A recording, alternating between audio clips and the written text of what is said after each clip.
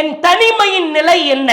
கூட்டத்தில் இருக்கிற பொழுது யாராவது ஒரு சினிமா பாடலையோ படத்தையோ பார்த்தால் அஸ்தக்ஃபிருல்லாஹ், சுப்ஹானல்லாஹ், அல்லாஹ் உங்களுக்கு நேர்வழி காட்டட்டும், நல்ல மாதிரி பேசுவார். அதே தனிமைக்கு சென்றால் அவருடைய நிலை எப்படி? திடீர்னு பாத்தீங்கன்னா இரவு நேரத்தில், இருட்டு நேரத்தில் ஏதோ லைட் வெளிச்ச மாதிரி தெரியும். என்ன பார்க்கிறார்? ஏன் 12 மணிக்கு 1 மணிக்கு என்ன செய்கிறார்? ஆய்வு செய்கிறாரா? அவருடைய மொபைல் போன்கள் மூலமாக சில அருவருக்கத்தக்க காரியங்கள் நிகழும். சமூகத்திலே ஒருவன் எப்படி நடக்கிறானோ, கூட்டத்திலே எப்படி நல்லவனா இருக்கிறானோ, தனிமையிலும் அவன் நல்லவனாய் இருக்க வேண்டும். வெளிப்படை தன்மை எல்லோரோடு இருக்கிற பொழுது நல்லவனாய் சூஃபியாய் இருந்துவிட்டு அந்தரங்க வாழ்க்கையிலே தனிமை என்று வந்துவிட்டால், நான் ஏதேனும் ஒரு காரியத்தை நெருங்குகிறேன் என்று சொன்னால் ஹபாம் மன்சூரா, பரப்பப்பட்ட புழுதியாய் நம் அமல்கள் மாறிவிடும். அஸ்ஸலாமு அலைக்கும் வரஹ்மத்துல்லாஹி வபரகாத்துஹு. கண்ணியம் நிறைந்த எல்லாம் வல்ல ஏக இறைவனின் அடியார்கள, சற்றேறக்குறைய ரமலான் நம்மை விட்டு பிரியா விடை கொடுத்து செல்லுகிற இறுதி கட்டத்தில் நாம் பயணித்து கொண்டிருக்கிறோம். மறுமையில் மனிதனின் நிலை என்கிற முக்கியமான தலைப்பின் கீழாக தொடர்ச்சியாக பல அதிர்ச்சியூட்டுகிற செய்திகளை நாம் அறிந்து வருகிறோம். மறுமையில் மீசான் தராசில நன்மை தீமைகளை அல்லாஹ் நிறுத்து பார்க்கிறான். நன்மைகள் நிறுக்கப்படுகிற தருணம் என்பது ஒரு மனிதனுக்கு மிக முக்கியமான தருணம். எவ்வாறெல்லாம் தன்னுடைய நன்மையின் தட்டை கணக்கச் செய்கிற வகையில் அவர் தன் வாழ்வை அமைத்து கொள்ள வேண்டும். அமல்களால் வாழ்க்கையை அலங்கரிக்கிற பொழுது நிச்சயமாக நன்மையின் தராசின் எடை கணக்கும் என்பது குறித்து விரிவாய் நாம் அறிந்து கொண்டோம். அதனுடைய தொடர்ச்சியாக குற்றப்பத்திரிகையை அல்லாஹ் தாக்கல் செய்கிறான். மீசான் தராசிலே எடை போட்டு நிறுத்து பார்க்கிறான். பிறகு அல்லாஹ் அந்த தராசு தட்டில் நிறுத்ததற்கு பிறகு சில நபர்கள் அல்லோலப்படுகிற, அவதிக்குள்ளாகிற சில சம்பவங்கள் குறித்து அல்லாஹுவின் தூதர் விளக்குகிறார்கள். அந்த முக்கியமான சம்பவங்களை நாம் அவசியம் அறிந்து வைத்திருக்க வேண்டும். அல்லாஹ் திருக்குரானில் சொல்லுகிறான், 31வது அத்தியாயம் 18வது வசனம், வலா தஸிரு வாஸிரத்து விஸ்ர உக்ரா, ஒருவர் பிறரது சுமையை ஒருபோதும் சுமக்க மாட்டார். சொல்லிவிட்டு அல்லாஹ் அடுத்து சொல்லுகிறான், வ இன் ததுஉ முஸ்கலத்துன் இலா ஹிம்லிஹா, கனமான சுமையை சுமப்பவன் லா யுஹ்மலு மின்ஹு ஷை, அதை சுமப்பதற்காக யாரேனும் உதவிக்காக அவன் அழைத்தால், வலவு கான தா குர்பா, அழைக்கப்படுபவர் நெருங்கிய உறவினராகவே இருந்தாலும் சரிதான், அவர் பதில் கொடுக்க மாட்டார். எப்படிப்பட்ட ஆழமான வசனம் என்று பாருங்கள். எந்த தாய்க்காக, தந்தைக்காக, எந்த மகனுக்காக, மகளுக்காக, கணவனுக்காக, மனைவிக்காக பாடாய்ப்படுகிறானோ அவன் கண்களுக்கு முன்னால் நிற்பான். என்னை பெற்றெடுத்த தாய் நிற்பார், தந்தை நிற்பார், அவருடைய மகன், மகள், உயிராய் நேசித்தவர்கள் நிற்பார்கள். இவன் கனமான சுமையை சுமந்து கொண்டிருப்பான். மறுமையில் சுமை என்றால் பாவச்சுமைதான். நன்மையின் சுமைகள் கணக்காது, நன்மையின் சுமைகள் சிரமமாய் தெரியாது, நன்மையின் சுமைகள் வேதனை அளிக்காது. கனமான சுமைகளை இவன் சுமந்திருக்கிற பொழுது, வலவு கானதா குர்பா, நெருங்கிய உறவினராகவே இருந்தாலும் கொஞ்சோண்டு என் சுமையில் சற்று பங்கெடுத்து கொள்ளுங்கள் என்று அவன் அழைத்தாலும் கூட கண்டுகொள்ள மாட்டார்கள். அப்படிப்பட்ட ஒரு நாள் என்று அல்லாஹ் மிக முக்கியமாக தெளிவுபடுத்துகிறார். அல்லாஹ் இதன் மூலமாக நமக்கு சொல்ல வருகிற மிக முக்கியமான செய்தி என்ன? யாரும் யாரையும் கண்டுகொள்ள மாட்டார்கள். என்னத்தான் உலகத்தில் எவ்வளவுதான் பாசமாய் நேசமாய் இருந்தாலும் மறுமையிலே வந்து நிற்கிற பொழுது கண்டுகொள்ள முடியாத ஒரு சூழலாய் மாறிவிடுவார்கள். உண்மையான சுயநலம் என்பது, உண்மையில் தன்னை காப்பாற்றிக் கொள்ள வேண்டிய நிலை என்பது அந்த நேரத்தில் தான் தெரியும் என்பது குறித்து அல்லாஹ் விளக்குகிறார். உலகத்திலே நாம் வாழுகிறோம், நல்லவர்களாய் வாழுகிறோம், கெட்டவர்களாய் வாழுகிறோம். நம்மோடு சேர்ந்து சில கெட்டவர்களும் அங்கம் வகிக்கிறார்கள், அவர்களோடு தொடர்பு வைத்துக் கொள்கிறோம். அப்படிப்பட்ட கெட்டவர்களோடு பழகுகிற நாம் அவர்கள் செய்கிற பாவமான காரியத்தில் நாமும் மூழ்கிவிட்டோம் என்று சொன்னால் நம்முடைய நிலை கேள்விக்குறிதான். எனக்கு உண்மை என்னவென்று தெரியும், சத்தியம் என்னவென்று தெரியும், எது சரி எது தவறு, எது ஹலால் எது ஹராம் என்பதையெல்லாம் விளங்கி வைத்திருக்கிற நான் கெட்டவனாயிருக்கிற என் நண்பரிடத்திலோ என் உறவினரிடத்திலோ என்னுடைய உற்றார் இரத்தபந்த நபர்களிடத்திலோ நான் அதை ஆமோதிக்கிற பொழுது என்னுடைய நிலையும் வழிகேடுதான் என்று அல்லாஹ் தெளிவுபடுத்துகிறார். மறுமையின் விசாரணையில் ஒரு 2 நண்பர்கள் குறித்து அல்லாஹ் நமக்கு பாடம் நடத்துகிறார். இவைகளெல்லாம் மீசானிலே நிறுக்கப்பட்டதற்கு பிறகு, குற்றப்பத்திரிகை தாக்கல் செய்யப்பட்டதற்கு பிறகு அல்லாஹ் நிகழ்த்துகிற காரியம், படிப்பினைக்கான காரியம். திருக்குரானிலே பார்க்கலாம், 37வது அத்தியாயம். நான் சொல்லுகிற இந்த செய்தியை அல்லாஹ் எடுத்து காட்டுகிறான். 37வது அத்தியாயத்தில் 51வது வசனத்திலிருந்து 60வது வசனம் வரைக்கும் கிட்டத்தட்ட 10 வசனங்கள் அல்லாஹ் விளக்குகிறான். ரொம்ப அற்புதமான சான்று. மறுமையின் விசாரணையின் பொழுது நம் நிலை எந்த நிலையா இருக்க வேண்டும் என்பது குறித்து அல்லாஹ் விளக்குகிற செய்தி. 2 நண்பர்கள், ஒருவன் நல்லவன், இன்னொருவன் கெட்டவன், அயோக்கியன். இந்த நல்லவனையும் கெட்டவனையும் அல்லாஹ் உயிர் கொடுத்து எழுப்புகிறார். நமக்கு அல்லாஹ் டெமோ காட்டுகிறான், எக்ஸாம்பிள், உதாரணத்தை காட்டுகிறான். அல்லாஹ் கேட்கிறான், அல்லாஹ் அந்த சம்பவத்தை பேசுகிறான். இருவருக்கு மத்தியில் நடைபெற்ற உரையாடல். கால காயிலும் மின்னுகும் இன்னி காணலி கரீன். அவர்களிலே அந்த கெட்டவனாய் இருந்தானே அந்த நண்பன் நல்லவனை பார்த்து கேட்டானாம், ஐதா மித்னா வ குன்னா துராபௌ இலாமௌ இன்னால மதீனூன். இறந்ததற்கு பிறகு மண்ணாகி எலும்பாகி இவைகளெல்லாம் ஆகிவிட்டதற்கு பிறகும் மீண்டும் எழுப்பப்படுவோம் என்று நம்புவோரில் நீயும் ஒருவனாயிருக்கிறாயா, முட்டாளாயிருக்கிறாயே. கெட்ட நண்பன் நல்லவனை பார்த்து கேட்டானாம், என்னடா இது விளையாட்டாயிருக்கிறது, செத்து போயிடுவோமா? அதுக்கப்புறம் மண்ணாகி போனதற்கு பிறகு, எலும்புகள் எல்லாம் ஒன்றுமில்லாமல் ஆனதற்கு பிறகு மீண்டும் உயிர் கொழுத்து எழுப்பப்படுவோமா? அதை நீ நம்புறியா அப்படின்னு இந்த கெட்டவன் நல்லவனிடத்திலே கேட்கிறான். இப்பொழுது மறுமை நாள் வந்து விட்டது. இந்த கெட்டவன் குறித்து நல்லவனுக்கு அல்லாஹ் பாடம் நடத்துகிறான். அல்லாஹ் கேட்கிறான், காலஹல் அன்தும் முத்தலிஊன். அடே நல்லவனே, சாலிஹானவனே, நீ அவன் பேச்சை கேட்காம நல்லபடியா வாழ்ந்ததுனால இப்ப அவன் நிலைமை எப்படி இருக்குதுன்னு நீ பாக்குறியா? அல்லாஹ் கேட்கிறான். எப்படிப்பட்ட ஒரு சம்பவம் என்று பாருங்கள். உன் ஃப்ரெண்டு எங்க இருக்கிறான்னு நீ பார்க்கிறாயா? பார்க்க ஆசைப்படுகிறாயா? ஆம் பார்க்கிறேன் இறைவா என்பானாம். தொடர்ச்சியாய் அந்த அத்தியாயத்தின் வசனங்களிலே பார்க்கிறோம். ஃபத்தலஅ ஃபராஹு ஃபி ஸவாயில் ஜஹீம். இந்த நல்ல நண்பன் அந்த கெட்ட நண்பனை எட்டி பார்த்தால் நரகத்தின் ஆழத்தில், மத்திய பகுதியில் ஆழத்தில் இருப்பதை கண்டு அடுத்து பேச ஆரம்பிக்கிறார். கால தல்லாகி, அல்லாஹ் மீது சத்தியமிட்டு சொல்லுகிறேன், இன்கித்தல தருதீன், என்னை இந்த பாவி உலகத்திலே அழிக்க முயன்றான். மைண்ட் வாஷ் செய்தான், மூளை செலவை செய்தான், வழிகெடுக்க பார்த்தான். அட பாவியே, நீ இருக்கிற நிலையோ அதல பாதாளமா இருக்கிறதே.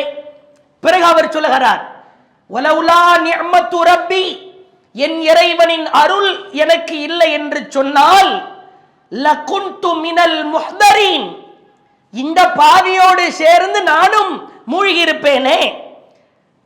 அஃபமா நஹ்னு பிமையீதீன் இல்லா மௌத்தனா அல் ஊலா வமா நஹ்னு பிமுஅzzபீன்.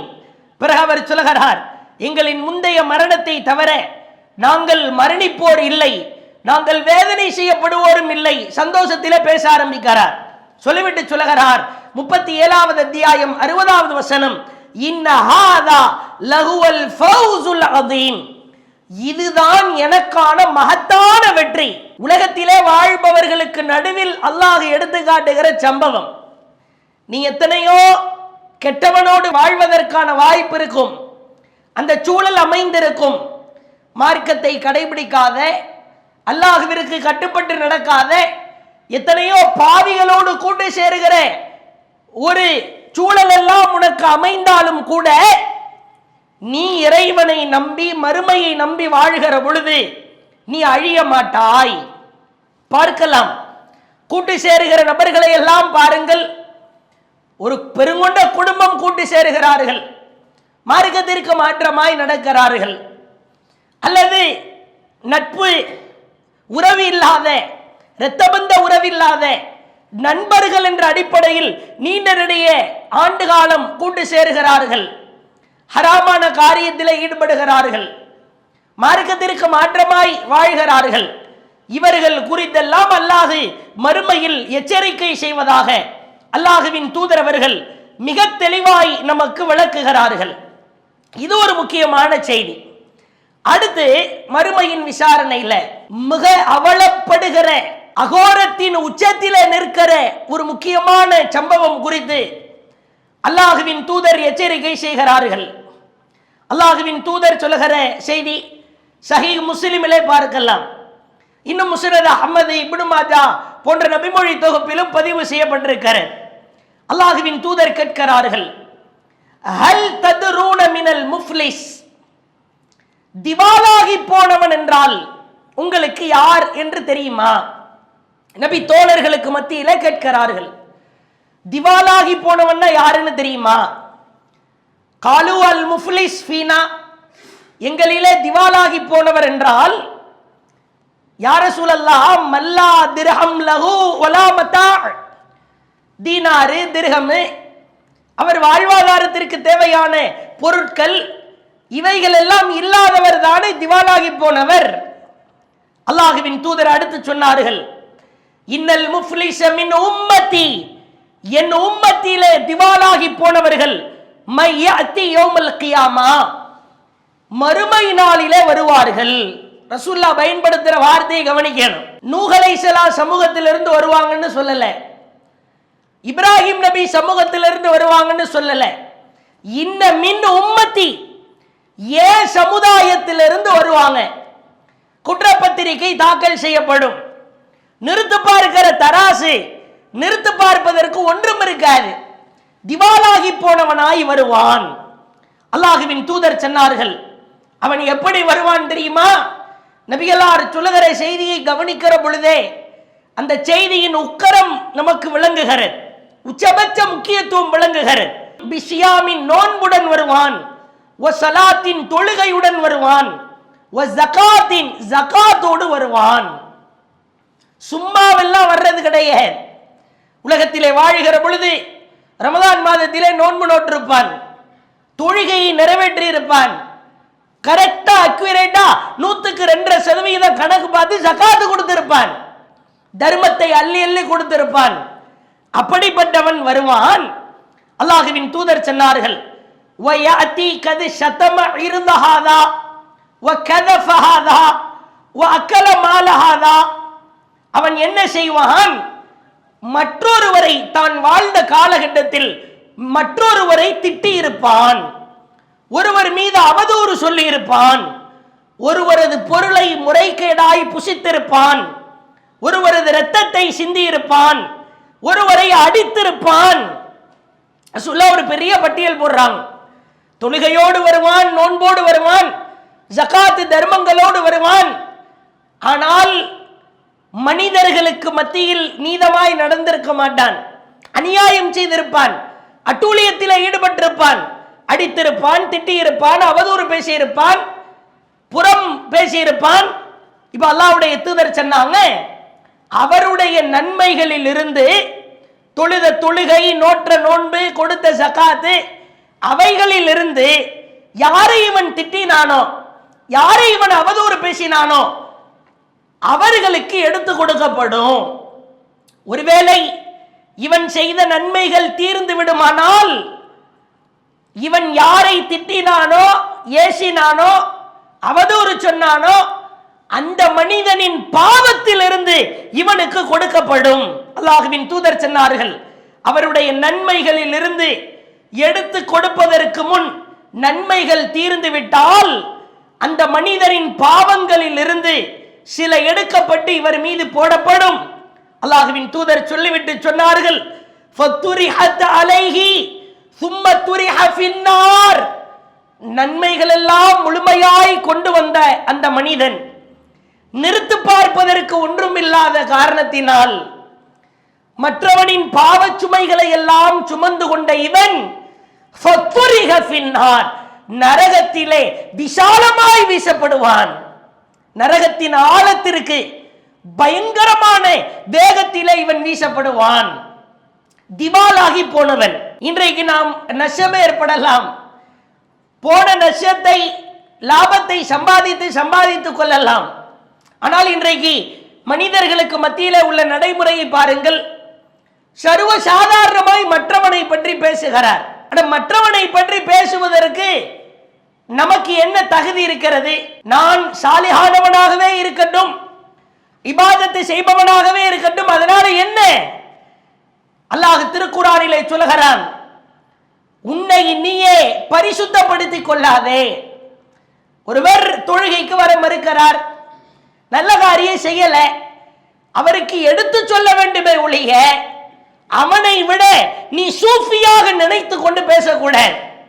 மற்றவரை திட்டுவது, பேசுவது, அவதூறு பேசுவது. இன்றைய காலகட்டத்தில் நான் அடுத்தவனை பற்றி பேச மாட்டேன்னு ஒருத்தர் ஒரு முடிவெடுக்கிறாரு. அப்படின்னா அது எதற்கு சமமானது தெரியுமா? என் வாயை ஒரு பெரிய துணியை வைத்து கட்டிக்கொள்ள போகிறேன் என்பதற்கு சமமானது. அப்படித்தான் செய்ய முடியும். அடுத்தவனை பத்தி நான் பேச மாட்டேன்னு முடிவெடுத்தா பெரிய பிளாஸ்திரி எடுத்து ஒட்ட போறேன். வாயை திறந்தாலே அருகில் இருக்கிற நபர்கள் அவன் என்ன செய்தான், இவன் என்ன செய்தான். குறிப்பாக சகோதரிகளிடத்திலே இந்த வழக்கம் இருப்பதை பார்க்கிறோம். ஒரு குடும்பத்திலே இருக்கிற பெண் குறித்து பேச ஆரம்பிப்பார்கள். மாமியார் என்ன செய்தால், மருமகள் என்ன செய்தால், மகன் என்ன செஞ்சா, கணவர் என்ன செஞ்சா, இதெல்லாம் நமக்கு தேவையா? அல்லாஹ்வின் தூதர் எச்சரிக்கை செய்கிற மிக முக்கியமான எச்சரிக்கை, நீ சும்மாய் வரமாட்டாய், வெறும் கையும் வீசிய கையோடு வரமாட்டாய், எம்டியாய் வரமாட்டாய், தொழுகையோடு வருவாய், நோன்போடு வருவாய், ஜகாத்தோடு வருவாய். ஏண்டா அடுத்தவனை பேசி பேசி அங்கு திவாலாகி போய் நிற்கிறாய், முஃப்லிஸாக போகிறாய்? பேசாதே, நீ எப்படி இருக்கிறாய் என்று பார். 5வது அத்தியாயம் 105வது வசனத்தில் அல்லாஹ் சொல்கிறான், யா அய்யுஹல்லதீன ஆமனு, ஈமான் கொண்டவர்களே, அலைக்கும் அன்ஃபுஸக்கும், உங்களை நீங்களே தற்காத்துக் கொள்ளுங்கள்.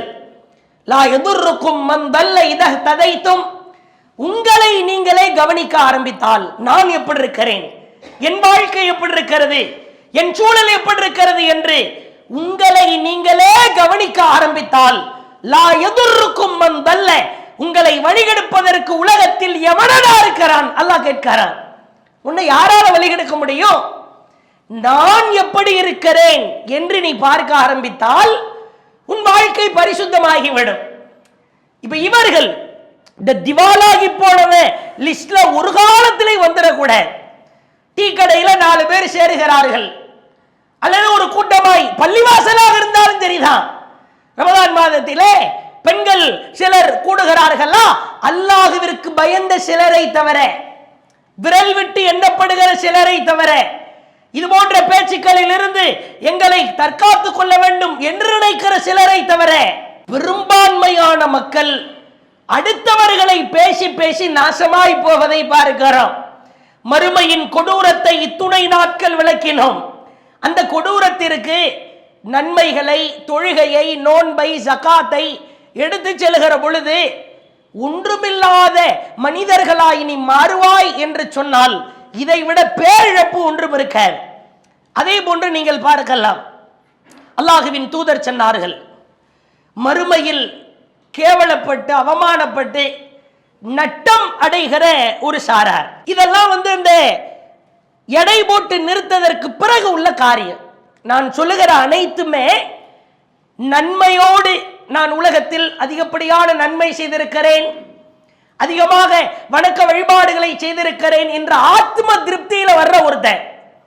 அல்லாஹுவின் தூதர் சொல்லுகிற மிக முக்கியமான செய்தி, இப்னு மாஜா என்கிற நபிமொழி தொகுப்புல 4245வது செய்தியாக பார்க்கலாம். அல்லாஹுவின் தூதர் சொன்னார்கள், நன்றாக கவனிக்க வேண்டும், இது போன்ற எடை போட்டு நிறுக்கப்படுகிற பொழுது ஒன்றுமில்லாத நபர்களின் பட்டியலில் நாம் சேர்ந்து விடக்கூடாது. அல்லாஹுவின் தூதர் சொன்னார்கள், அக்வாமன் மின் உம்மதி, என்னுடைய சமுதாயத்தில் யஅதூன யௌமல் கியாமா, மறுமை நாளிலே ஒரு கூட்டம் வருவார்கள். இதுவும் மின் உம்மதி தான், என் சமுதாயத்தில் ஒரு கூட்டம் வருவார்கள். எப்படி வருவாங்க தெரியுமா? அவர்களை பார்த்தாலே பிரம்மி பூட்டுகிற வகையில் வருவார்கள். ஆச்சரியமாயிருக்கும், பார்க்கிற பொழுதே விழிகளை எல்லாம் உயர்த்தி பார்க்கிற வகையில இருக்கும். பிஹஸனாத்தி அம்சாலி ஜிபாலி திஹாமா பிஅதன், இதோ நீங்கள் வாழ்ந்து கொண்டிருக்கிற பகுதியில திஹாமான்ற ஒரு மலை தொடர் இருக்கிறது அல்லவா, அதாவது ஒரு பெரிய மலை தொடர்.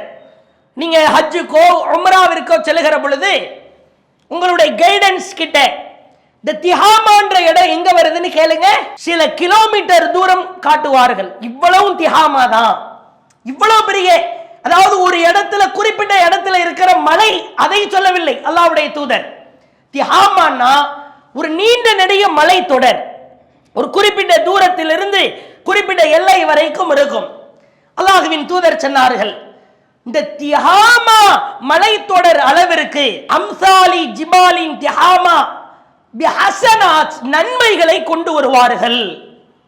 இப்ப ஆச்சரியமா நபி தோழர்கள் அல்லாஹ்வின் தூதரிடத்தில் கேட்டுக்கொண்டே இருக்கிறார்கள். பிறகு ஃபயஜஅலுஹு அல்லாஹு அஸ்ஸ வஜல், அந்த திஹாமா மலை தொடர் அளவிற்கு அவன் கொண்டு வந்த நன்மையை ஹபாஅம் மன்சூரா, அல்லாஹ் பரப்பப்பட்ட புழுதியை போன்று அவன் கண்களுக்கு முன்னால் ஆக்கி விடுவான்.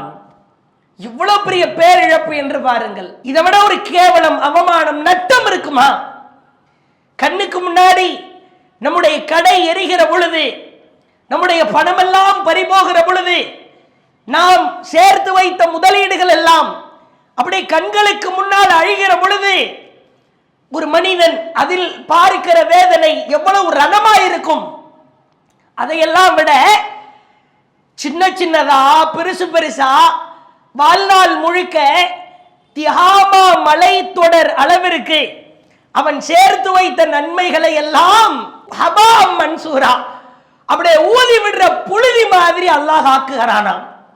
இதை கேட்டுவிட்டு நபி தோழர்களில் சிலர் அப்படியே நடுங்கி விடுகிறார்கள்.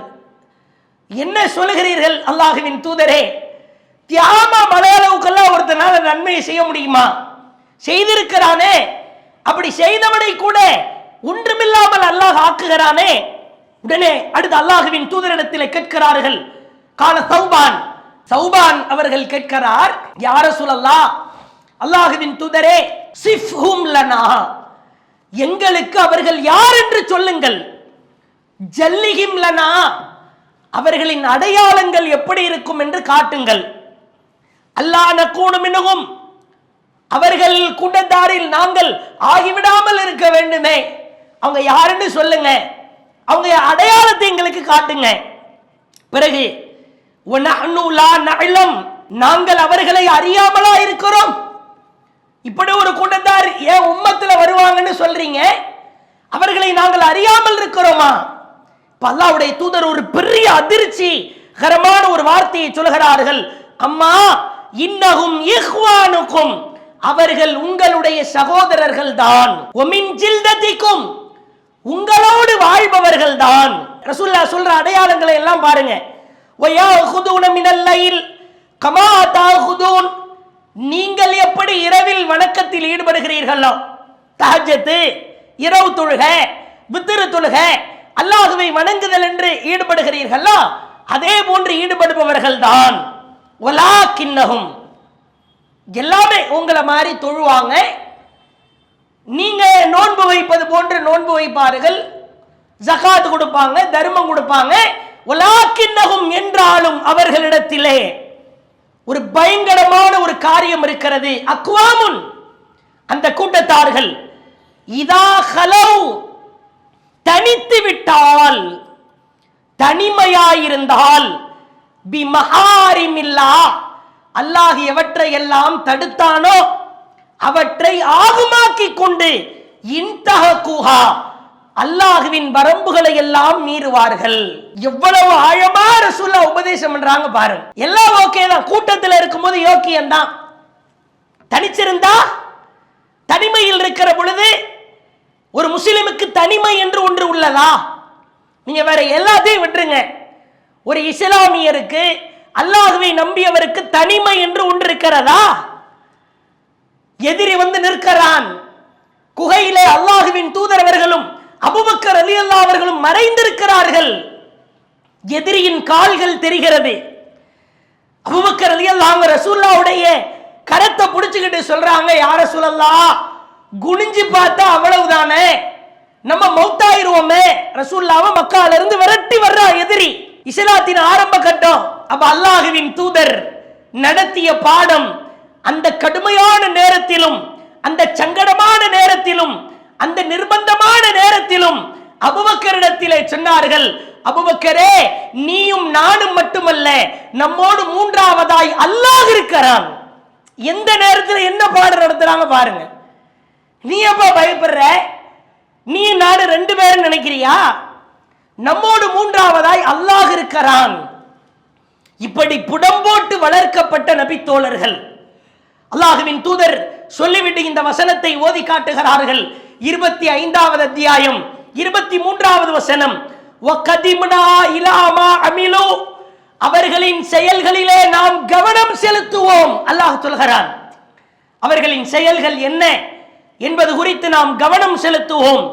ஒருவேளை அவர்களின் செயல்களில் ஆழமாய் நாம் கவனம் செலுத்த ஆரம்பித்து விட்டால், ஃபஜஅல்நாஹு ஹபாம் மன்சூரா, அந்த செயல்களை, அந்த அமல்களை பரப்பப்பட்ட புழுதியாய் நாம் ஆக்கிவிடுவோம். இந்த செய்திக்கு அப்படியே அல்லாஹ் விளக்கம் அளிக்கிறான். ரசூலுல்லாஹ் அந்த வசனத்தை ஓதி காட்டுகிறார்கள். சற்று யோசித்து பாருங்கள், என் தனிமையின் நிலை என்ன? கூட்டத்தில் இருக்கிற பொழுது யாராவது ஒரு சினிமா பாடலையோ படத்தையோ பார்த்தால், அஸ்தக்ஃபிருல்லாஹ், சுப்ஹானல்லாஹ், அல்லாஹ் உங்களுக்கு நேர்வழி காட்டட்டும், நல்ல மாதிரி பேசுவார். அதே தனிமைக்கு சென்றால் அவருடைய நிலை எப்படி? திடீர்னு பார்த்தீங்கன்னா இரவு நேரத்தில், இருட்டு நேரத்தில் ஏதோ லைட் வெளிச்ச மாதிரி தெரியும். என்ன பார்க்கிறார்? ஏன் 12 மணிக்கு 1 மணிக்கு என்ன செய்கிறார்? ஆய்வு செய்கிறாரா? அவருடைய மொபைல் போன்கள் மூலமாக சில அருவருக்கத்தக்க காரியங்கள் நிகழும். சமூகத்திலே ஒருவன் எப்படி நடக்கிறானோ, கூட்டத்திலே எப்படி நல்லவனாய் இருக்கிறானோ, தனிமையிலும் அவன் நல்லவனாய் இருக்க வேண்டும். சற்று நீங்கள் சிந்தித்து பார்க்க வேண்டும். அல்லாஹ் நம்மோடு இருக்கிற அந்த ஒரு காரியம், அல்லாஹ் நம்மை பார்த்து கொண்டிருக்கிறான். நம்முடைய தோல்புஜத்திலே 2 வானவர் இருக்கிறார். அப்புறம் என்ன தனிமை? தனிமையில் இருந்து பேசிய பேச்சுக்களா இருக்கட்டும், கேட்கிற கேட்டலா இருக்கட்டும், பார்க்கிற பார்வையா இருக்கட்டும், செயல்படுகிற செயல்பாடுகளா இருக்கட்டும், கை செய்த காரியோ, கால் செய்த காரியோ, உடல் உறுப்புகள் செய்த காரியோ, நான் நினைத்ததை தனிமையில் சிந்திக்க முடியாது. ஒரு முஸ்லிமுக்கு அப்படித்தான். நான் நினைத்ததை தனிமையில் செய்யக்கூடாது. நான் எண்ணியவற்றை எல்லாம் தனிமையிலே அதற்கென்று ஒரு உருவத்தை கொடுக்க முடியாது, ஹராமாக இருந்தால். ஏன்னா எனக்கு இந்த உலக சிறைச்சாலை. நான் செய்கிற காரியத்தை எல்லாம் தனிமையில் அப்ளை பண்ணிட முடியுமா? இந்த சிறையிலிருந்து நான் விடுதலை ஆகிற நாள் அந்த மறுமை நாள் தான். எனக்கு இது சிறை, மற்றவனை போன்று வாழ இயலாது. அப்ப பரப்பப்பட்ட புழுதியாய் அல்லாஹ் சில சாரார்களின் அமல்களை ஆக்கிவிடுகிறான். என்னுடைய வெளிப்படை வாழ்க்கை எப்படி இருக்கிறதா, என்னுடைய அந்தரங்க வாழ்க்கையும் எப்படி இருக்க வேண்டும் அப்படின்னு நான் சிந்தித்து பார்க்க வேண்டும். வெளிப்படை தன்மை எல்லோரோடு இருக்கிற பொழுது நல்லவனாய் சூஃபியாய் இருந்துவிட்டு அந்தரங்க வாழ்க்கையிலே தனிமை என்று வந்துவிட்டால், நான் ஏதேனும் ஒரு காரியத்தை நெருங்குகிறேன் என்று சொன்னால் ஹபாம் மன்சூரா, பரப்பப்பட்ட புழுதியாய் நம் அமல்கள் மாறிவிடும். நான் என் உட்பட அனைவரும் நாம் இன்றைய தினத்திலே பரிசோதனை செய்கிற நாள். இந்த ரமலான் முடிகிற தருவாய் என் தனிமை எப்படி இருக்கிறது? என் தனிமையில் நான் நல்லவனா, ஊருக்கு நல்லவனா? அதெல்லாம் வேற. ஊருக்கு பேர் எடுத்து என்ன ஆக போகிறது? என் தனிமையில் நான் நல்லவனா? இதை ஒவ்வொருவரும் நாம் பரீட்சித்து பார்க்க கடமைப்பட்டிருக்கிறோம். இது ஒரு முக்கியமான விஷயம். அதே மாதிரி அடுத்த ஒரு முக்கியமான செய்தி, அல்லாஹ் திருமறை குர்ஆனிலே சொல்கிறான். 36வது அத்தியாயம். இதுவெல்லாம் இந்த எடை போட்டு நிற்கப்படுகிற அந்த சபையிலே, அந்த சபைகளுக்கு அடுத்தடுத்ததாக நடக்கிற நிகழ்வு கோர்வையாய் சொல்கிறேன். 36வது அத்தியாயம் 65வது வசனம், நன்றாய் ஆழமாய் கவனிக்க வேண்டிய வசனம். அல்லாஹ் சொல்கிறான், அல்யௌம், அன்றைய தினம், மறுமை நாள், நஹ்திமு அலா அஃப்வாஹிஹிம், அவர்களின் வாய்களுக்கு நாம் சீல் வைத்து விடுவோம். வதுகல்லிமுனா ஐதிஹிம், அவர்களின் கரங்கள் நம்மிடத்திலே பேசும். வதஷ்ஹது அர்ஜுலஹும், அவர்கள் செய்து கொண்டிருப்பவை குறித்து அவர்களின் கால்கள் நம்மிடத்திலே பேசும். பிமா கானு யக்ஸிபூன், உலகத்திலே எவற்றையெல்லாம் அவன் செய்தானோ அவற்றையெல்லாம் கைகளும் கால்களும் பேசும் என்று அல்லாஹ் மிக முக்கியமான உபதேசத்தை சொல்லுகிறான். எனக்கு சாட்சியாய் ஆதாரமாய் அல்லாஹ் அடுத்து நிறுத்துகிற நபர்கள் என்னுடைய கை, என்னுடைய கால்கள். சஹீஹ் முஸ்லிம்ல இந்த செய்தியை நீங்கள் பார்க்கலாம். அனஸ் ரலியல்லாஹு அன்ஹு அறிவிக்கிறாங்க, அல்லாஹ்வின் தூதர் அவர்கள் ஒரு நாள் சபையில இருக்கிற பொழுது நல்ல வாய் விட்டு சிரிக்கிறாங்க. அப்ப அல்லாஹ்வுடைய தூதர் நபி தோழர்கள் இடத்திலே கேட்கிறார்கள், ஹல் ததுரூன மிம்மா அல்ஹக், நான் ஏன் இப்படி சிரிக்கிறேன்னு நீங்க கேட்க மாட்டீங்களா? இப்படின்னு கேட்டாலே ஒரு மேட்ரு, முக்கியமான விஷயம் இருக்குதுன்னு அர்த்தம். ரசூலுல்லாஹ் அனாவசியமா நபி தோழர்கள் கேட்க மாட்டாங்க. அல்லாஹ்வுடைய தூதராவே கேட்க ஆரம்பிச்சாங்கன்னா, ஆஹா, ஏதோ ஒரு இம்பார்ட்டண்டா ஒரு மேட்ரு இருக்குது, விஷயம் இருக்குது. குல்னா அல்லாஹு ரசூலுஹு அலம், அல்லாஹ் அவன் தூதரும் தான் நன்கறிந்தவங்க அப்படின்னு நபி தோழர்கள் பதில் சொன்னார்கள். பிறகு அல்லாஹ்வுடைய தூதர் சொன்னாங்க, நான் ஏன் சிரிச்சேன் தெரியுமா? நாளை மறுமையிலே மின் முகாத்தபத்தில் அப்தி ரப்பஹு, ஒரு அடியான் அல்லாஹ்விடத்திலே வந்து பேசுவான். என்ன பேசுவான்? யா ரப்பி, என் இறைவா, அலம் துஜிர்னி மினத் துல்ம், எனக்கு நீ அநியாயம் செய்வதிலிருந்து உன்னை நீயே தடுத்து கொண்டாய்தானே? யகுல் பலா, அல்லாஹ் சொல்லுவான், ஆமாம், உனக்கு நான் எந்த அநியாயமும் செய்ய மாட்டேனே. அப்ப இவர் பெரிய ஜீனியஸாக நினைத்து கொண்டு அல்லாஹ் கிட்ட இவர் கேட்கிறாரா?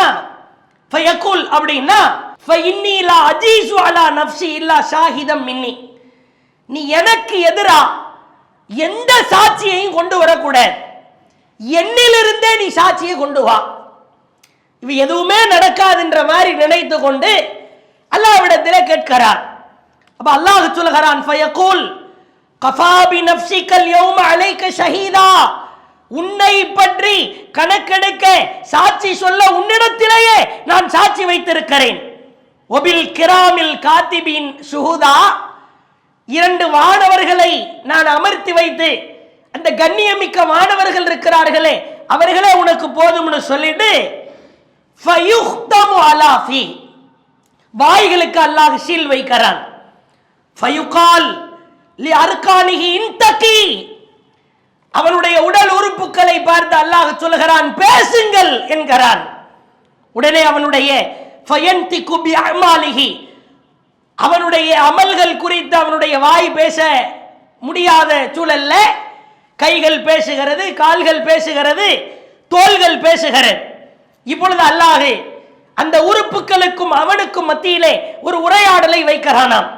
வாயிலிருந்து சீல் எடுத்ததற்கு பிறகு, என்னுடைய உறுப்புகளே, அந்த அடியான் தன் உறுப்பிடத்திலே பேசுகிறானாம், உங்களுக்கு நாசம் உண்டாகட்டும், நீங்கள் தொலைந்து போங்கள், உங்களுக்காகத்தானே இவ்வளவு நேரம் இறைவனிடம் வழக்காடினேன், என்ன போய் நீங்க போட்டு கொடுத்துட்டீங்களே. அப்ப அவர்கள் சொல்லுவார்களாம், அனைத்தையும் பேச வைத்த அல்லாஹ் எங்களை பேச வைத்திருக்கிறான். ஏண்டா இதெல்லாம் உலகமா? நீ என்னடா நினைச்சுக்கிட்டு இருக்கிற? நீ பெரிய சவாலா? என்னிடத்திலிருந்தே சாட்சியை கொண்டு வா, நீ எனக்கு அநியாயம் செய்ய மாட்டாய் என்றெல்லாம் பிதற்றி கொண்டிருக்கிறாயே. கைகளை, கால்களை, தோள்களை அல்லாஹ் பேச வைக்கிறான். அதே மாதிரி இன்னொரு செய்தி, இது சஹீஹ் முஸ்லிம்ல 5679வது செய்தியாக இருக்கிறது. இன்னொரு ஒரு முக்கியமான செய்தி, அல்லாஹ் என்ன செய்கிறான், சில அடியார்கள் நிற்கிறார்கள், அவர்களிடத்திலே கேட்கிறார்கள், நீங்க அல்லாஹ்வை சந்திப்போம் என்பதை நினைத்தீர்களா, எண்ணிக்கொண்டீர்களா?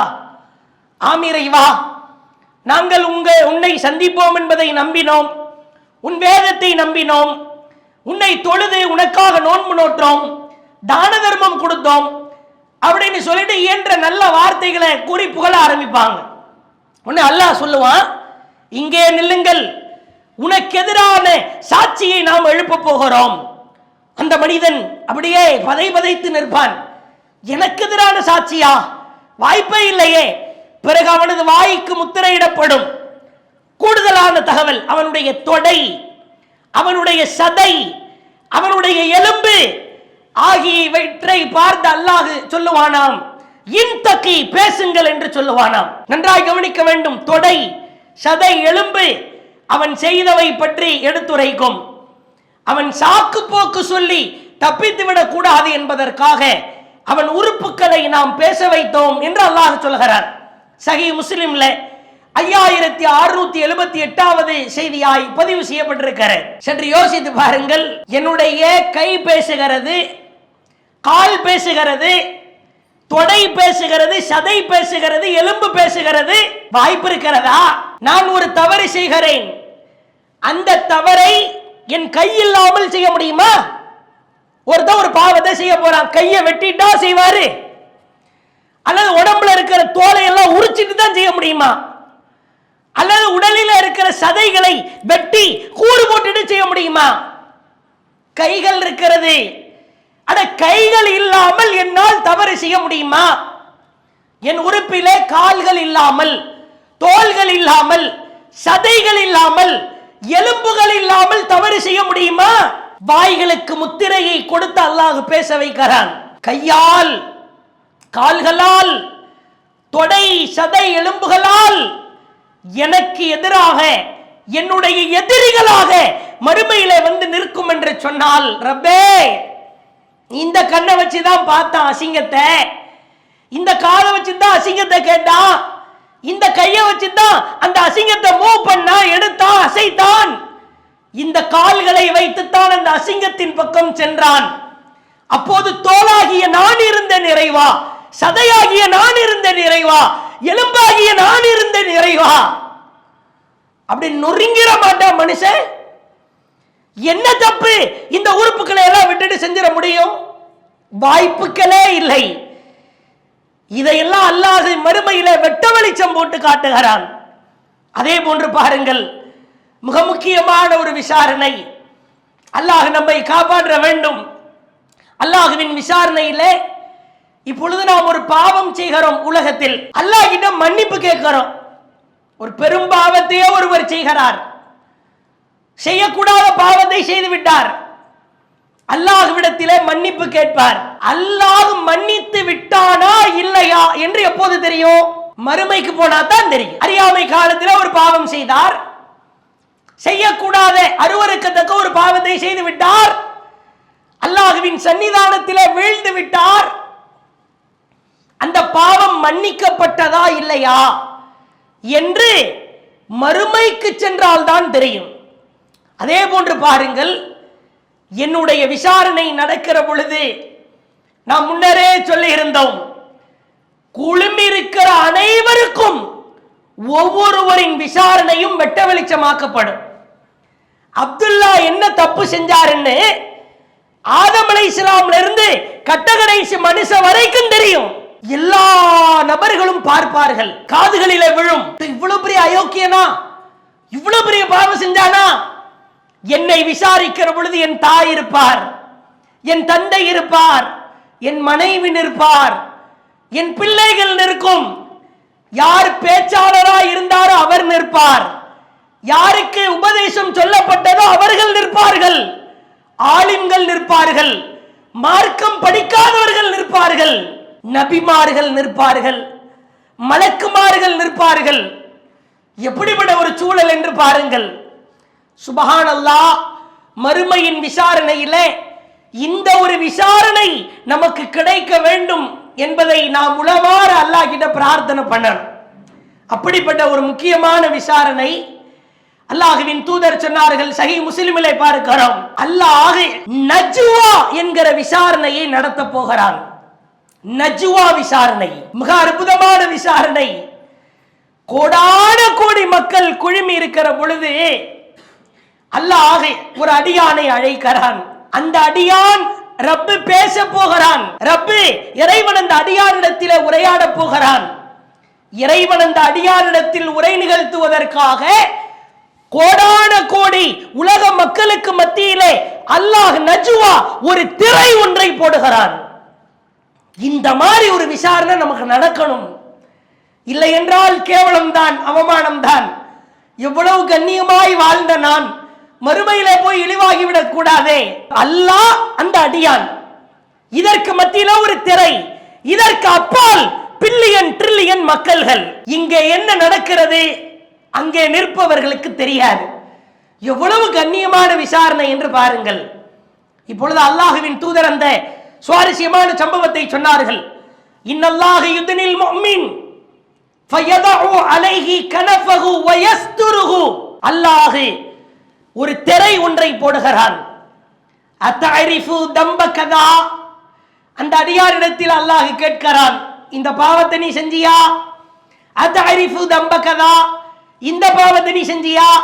இப்படியே ஒவ்வொரு பாவமா அல்லாஹ் பட்டியல் போடுகிறான். ஃபயகூலு நஅம், இறைவா நான் செய்தேன் இறைவா, இறைவா நான் செய்தேன் இறைவா, இந்த பாவத்தை செய்தேன் இறைவா என்று ஒப்புக்கொள்வான்.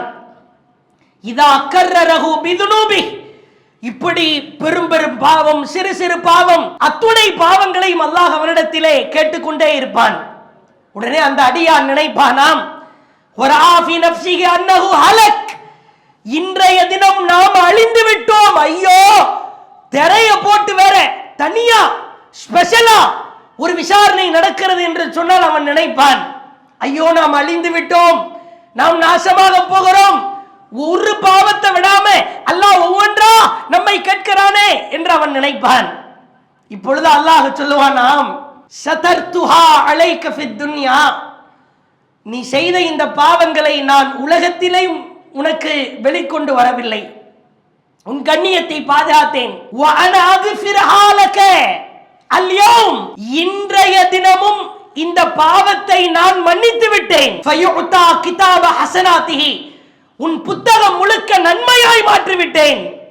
சொல்லிவிட்டு அல்லாஹ் சொல்லுவானாம், உனக்கு ஏன் இந்த காரியத்தை நான் செய்கிறேன் தெரியுமா? அல்லாஹ்வின் தூதர் விளக்குகிறார்கள், நீ உலகத்திலே வாழ்கிற பொழுது பிற மனிதனின் மான விஷயத்திலே, மரியாதை விஷயத்திலே நீ கண்ணும் கருத்துமாய் இருந்தாய். அவன் மானத்தை மறைக்க வேண்டும் என்று விரும்பினாய். ஒரு விஷயம் வருகிறதா, அவனுக்காக வரிந்து கட்டி கொண்டு அவனை கேவலப்படுத்த வேண்டும், அவமானப்படுத்த வேண்டும் என்று நினைக்கவில்லை. ஒரு முஸ்லிமின் மானத்தை நீ மறைத்த காரணத்தினால் உன் மானம் இந்த இடத்திலே காற்றிலே பறக்காமல் இருக்க நான் திரை போட்டு பாதுகாத்து விட்டேன், உன்னை நான் மன்னித்து விட்டேன், உனக்கு நான் நன்மையை வழங்கி விட்டேன் என்று அல்லாஹ் சொல்லுவானாம். மற்றொரு செய்தியில, அபூதாவுதிலே பதிவு செய்யப்பட்ட செய்தி, ரொம்ப அற்புதமான செய்தி. இதே செய்தி அல்லாஹ்வின் தூதர் விளக்குகிறார்கள். திரை ஒன்று போடப்படும், அல்லாஹ் அந்த அடியானை அழைப்பான், அவன் தோல் புஜத்தில் தன் கரத்தை போடுவான், போட்டுவிட்டு கேட்பான், இந்த பாவத்தை செய்தாயா? அல்லாஹ் என் மீது தோல் புஜத்திலே கரத்தை போடுகிறான் என்று சொன்னால் இதைவிட பெரிய பாக்கியம் என்ன இருக்க இயலும்? சொல்லிவிட்டு அல்லாஹ்வின் தூதர் சொன்னார்கள், பிறரின் மான மரியாதை விஷயத்தில் எவன் கண்ணும் கருத்துமாய் இருந்தானோ அவனுக்கு அல்லாஹ் நாளை மறுமையிலே நஜ்வா விசாரணை மூலம் அவன் மானத்தை அல்லாஹ் பாதுகாப்பான். உலகத்திலும் கேவலம் இல்லை, மறுமையிலும் கேவலம் இல்லை. உலகத்திலே எவ்வளவு நல்லவனா வேடம் போட்டுடலாம், என் அந்தரங்க வாழ்க்கை மறுமையிலே டிஸ்பிளே போட்டு லைவ்ல காட்டப்படும். அங்கு தலை குனிவு, அங்கு ஏற்படுகிற கேவலம் அவமானம் சாதாரணமாய் இருக்குமா? சற்று ஆழமாய் நீங்கள் யோசித்து பாருங்கள். பிறருடைய மான மரியாதையை ஒருபோதும் நாம் அதை பின்தொடரக்கூடாது. அல்லாஹ்வின் தூதர் சொன்னார்கள், மன் சத்தர அகாஹுல் முஸ்லிம், எவர் தன்னுடைய சகோதரன் முஸ்லிமுடைய குறையை மறைக்கிறாரோ சத்தரல்லாஹ அலைஹி யௌமல் கியாமா, அவரின் குறையை அல்லாஹ் மறுமையிலே மறைக்கிறான். சொல்லிவிட்டு அல்லாஹ்வின் தூதர் அடுத்து சொன்னார்கள், மனிக் தரல மின் இர்தி அஹீஹி ஷையா, ஒரு சகோதரனுடைய மான மரியாதை விஷயத்தில் வேண்டுமென்றே ஒருவன் பின்தொடர்ந்து அதை தோண்டி துருவ நினைத்தால் அல்லாஹ்வின் தூதர் சொல்லிவிட்டு சொன்னார்கள், அறிந்து கொள்ளுங்கள், ஒரு சகோதரனுடைய மான மரியாதையை பின்தொடர்ந்து சென்று அவன் என்ன செய்கிறான், எப்படி மாட்டப் போகிறான், இந்த காரியத்தில் எப்படி இருக்கிறான் என்று பின்தொடர்ந்து நீ செல்கிறாயா? யத்தபிஉல்லாஹ அவ்ரத்தஹு, அல்லாஹ் உன் மான மரியாதை விஷயத்தில் பின்தொடர ஆரம்பிப்பான். தேவையில்லாம அடுத்தவனை போய் தோண்டாத. அவன் என்னமும் செய்து விட்டு போகிறான், அவனால் பாதிப்பு இருக்கிறதா அது தனி. அவன் என்ன செய்கிறான், இவன் என்ன செய்கிறான் என்று சொல்லி அவன் பின்னால் நீ போகாதே. சொல்லிவிட்டு அல்லாஹ்வின் தூதர் சொன்னார்கள், அல்லாஹ் யாருடைய மானத்தை பின்தொடர ஆரம்பிக்கிறானோ அவன் தன் வீட்டில இருந்தாலும் வீட்டின் நடுப்பகுதியில் இருந்தாலும் அவன் மானத்தை அல்லாஹ் கேவலப்படுத்துவான்.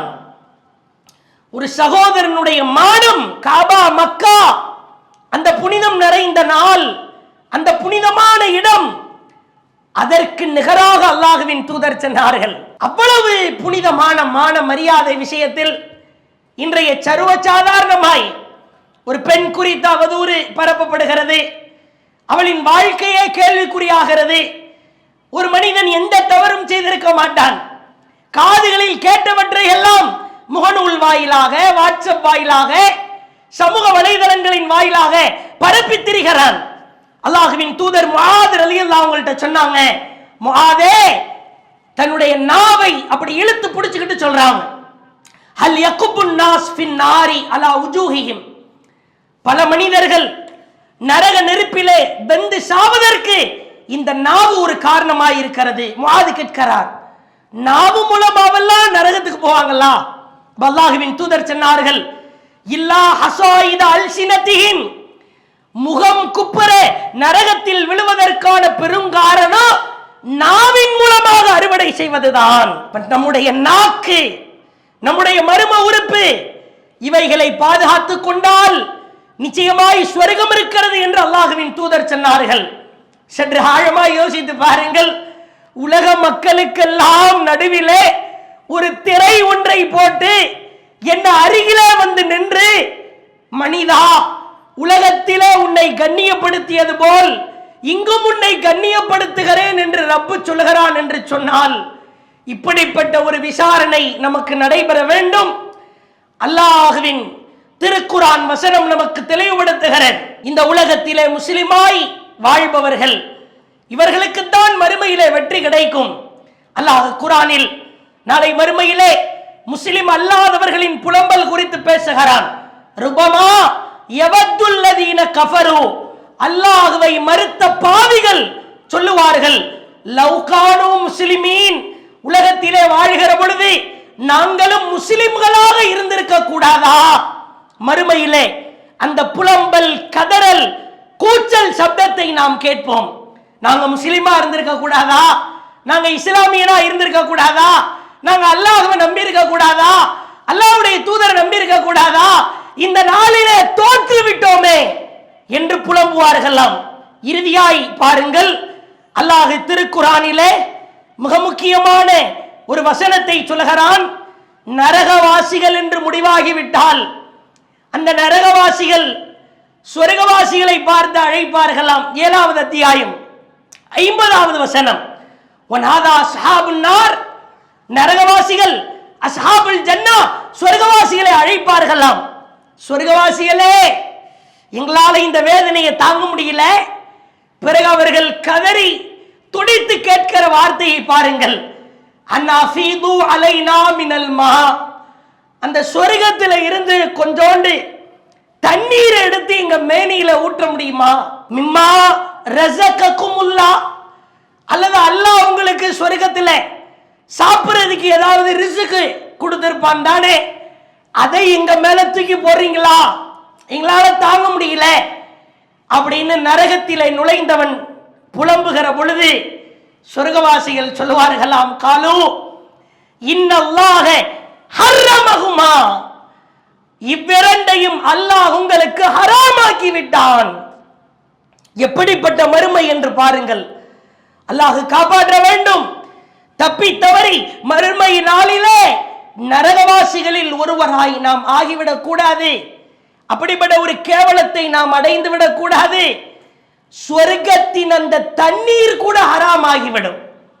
அல்லாஹுவின் மகத்தான பேரருளால் இந்த 8 நாட்கள் மறுமை சம்பந்தமான தலைப்பு என்பது விசாலமானது. புரட்ட புரட்ட படிக்க படிக்க எழுத எழுத வந்து கொண்டே இருக்கும். அல்லாஹுவின் பேரருளால் இந்த 8 நாட்களில் மிக முக்கியமான மறுமை குறித்த தகவல்களை நாம் உங்களிடத்திலே ரத்தின சுருக்கமாய் சமர்ப்பித்திருக்கிறோம். அல்லாஹும்ம லா துஹ்ஸினி யௌமல் கியாமா, அல்லாஹும்ம லா துஹ்ஸினி யௌமல் கியாமா, அல்லாஹும்ம லா துஹ்ஸினி யௌமல் கியாமா. இறைவா, மறுமையிலே எங்களை கேவலப்படுத்தி விடாதே என்ற பிரார்த்தனையை அதிகம் அதிகம் கேட்டு மறுமையில் வெற்றி பெற்ற கூட்டத்தாரில் அல்லாஹ் நம் அனைவரையும் ஆக்கி அருள் புரிவானாக. வாஹிர் தஅவானானில் அல்ஹம்துலில்லாஹி ரப்பில் ஆலமீன். அஸ்ஸலாமு அலைக்கும் வரஹ்மத்துல்லாஹி வபரகாத்துஹு. இஸ்லாம் மற்றும் சமுதாய செய்திகளை அறிந்து கொள்ள தமிழ்நாடு தௌஹீத் ஜமாஅத் யூடியூப் பக்கத்தை உடனடியாக சப்ஸ்கிரைப் செய்து கொள்ளுங்கள். மேலும் பெல் பட்டனையும் கிளிக் செய்து கொள்ளுங்கள்.